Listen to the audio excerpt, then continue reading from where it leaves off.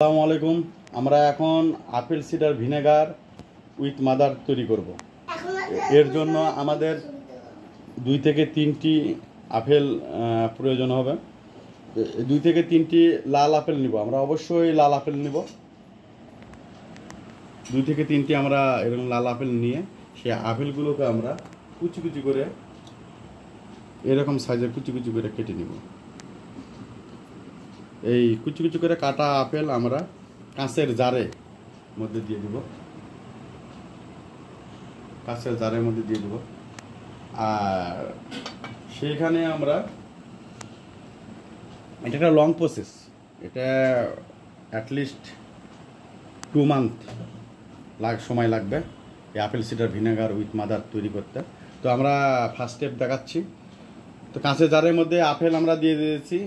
এখন আমরা পানি যে পরিমাণে দিব সেটা হচ্ছে জারের মুখ পর্যন্ত কখনো পানি দেওয়া যাবে না, যাতে এখানে ফাঁকা থাকে, যাতে বায়ুমণ্ডলের বাতাস থেকে নাইট্রোজেন, অক্সিজেন, কার্বন ডাইঅক্সাইড বিভিন্ন গ্যাস এখানে ঢুকে আপেলটার সাথে বিক্রিয়া করে বায়োকেমিক্যাল রিয়াকশন হয়ে যাতে পচন ধরে। তো আমরা কাঠি ইউজ করব, এখানে কোনো মেটাল জাতীয় কোনো কাঠি ইউজ করা যাবে না, বা মেটাল জাতীয় কোনো কিছু ইউজ করা যাবে না, কাঠের কাঠি ইউজ করব। আর আমাদের প্রয়োজন হবে যে টিস্যু মুখ ঢাকনার জন্য, আর হচ্ছে তো রাবার।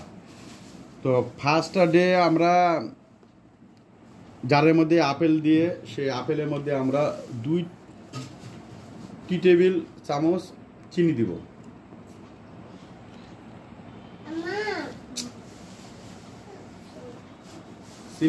চিনি দিয়ে আমরা এই কাঠের কাঠি দিয়ে ঘোলা দেব।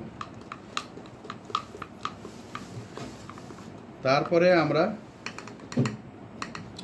পাতলা যে টিস্যু আছে, এই পাতলা টিস্যু, এই টিস্যুটাকে আমরা আরও পাতলা করব, 1 স্টেপটা নিব, নিয়ে আমরা এই যে রাবার দিয়ে এটা ঢেকে দেব। অবশ্যই আমরা এটা অন্ধকারের মধ্যে রাখবো, অন্ধকারের মধ্যে রাখলে রিয়াকশন বিক্রিয়া শুরু হবে। ঠিক আছে, দেখা হবে পরবর্তী ভিডিওতে ইনশাল্লাহ।